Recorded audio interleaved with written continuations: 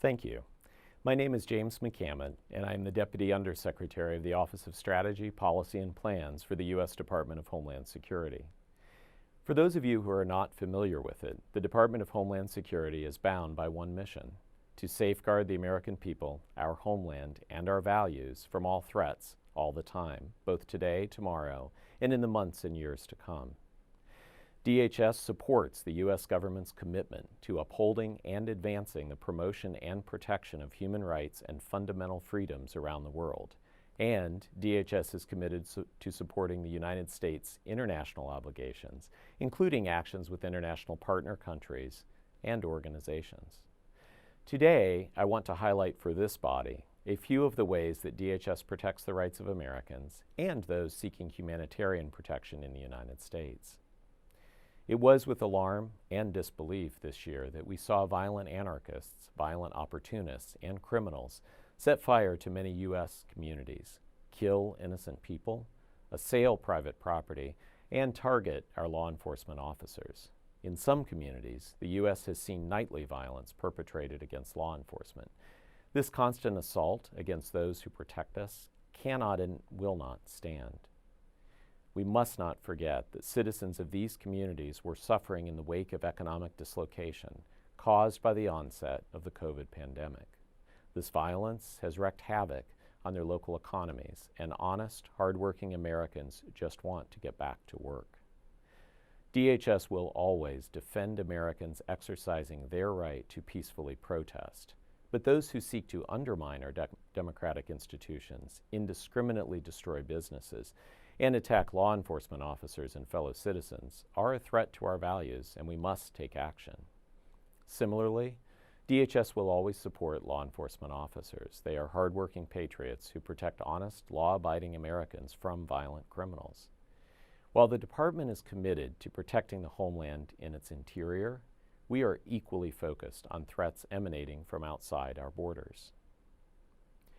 DHS takes seriously its role in ensuring proper implementation of U.S. immigration laws. This is a matter of protecting both the rights of Americans and foreign nationals in the United States. As President Trump has said, mass illegal migration is unfair, unsafe, and unsustainable for everyone involved, the sending countries and the destination countries.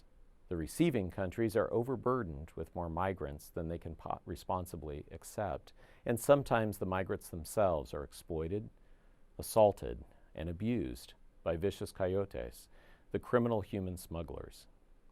Recent years have seen a humanitarian and security crisis along the U.S. southern border with Mexico due to a dramatic increase in the number of aliens we have encountered.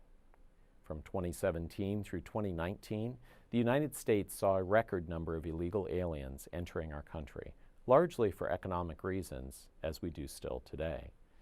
Remember, it was just a short time ago in 2019 that the United States recorded several months when over 100,000 illegal aliens each month crossed our borders and were released into our communities. The Trump administration took decisive action to strengthen our border wall system, address unintended consequences of laws and judicial rulings, and work with neighboring countries on regional trends. The administration secured unprecedented cooperation with partners like Mexico and the northern Central American countries to stem the flow of illegal immigration, and entered into border security arrangements with some of these countries to collaborate in disrupting and dismantling cartels responsible for human trafficking and drug smuggling. Together, DHS and our foreign partners are developing a safer and more prosperous region. Although the number of migrant encounters dipped at the beginning of the COVID-19 pandemic, it has now returned to pre-pandemic levels. This increased number of encounters has corresponded with a sharp increase in the number and percentage of those who claim fear of persecution or torture when apprehended or encountered by DHS. These new cases added to the lengthy backlog of pending asylum claims in the U.S. system, now over 1.1 million individuals. This undermines the integrity of the asylum system. It delays the grant of asylum to individuals who are legitimately fleeing persecution and have valid claims. Further, such delays are a pull factor for illegal immigration. By providing protection from removal, they create an incentive for those without lawful status to enter and remain in the United States. To address this backlog, DHS has introduced efficiency measures to maximize case processing, undertaken regulatory, policy, and procedural changes to deter and screen for non-meritorious filings, and increased adjudicative capacity by expanding our field office workforce and facilities, while still maintaining important procedural protections. Additionally, DHS maintains a cadre of professionally trained asylum officers to review applications and protection requests from aliens who have a fear of persecution or torture. There have been some questions about protecting against COVID-19 in detention, so let me turn to that now. U.S. Immigration and Customs Enforcement, ICE, tests all new detainees arriving at its detention facilities as part of the normal intake processing.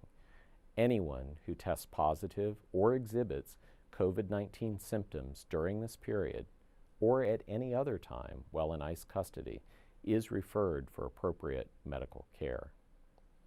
And even in the midst of this pandemic, DHS has continued asylum processing. Currently, affirmative asylum interviews are conducted at asylum offices using video conferencing technology to safely separate the applicant and interviewing officers in different rooms. This is just a small sample of the DHS efforts to protect the health and safety of all individuals in this pandemic. I'm proud to witness our unique authorities and talented workforce mesh and together fulfill our mission to safeguard the American people, our homeland, and our values.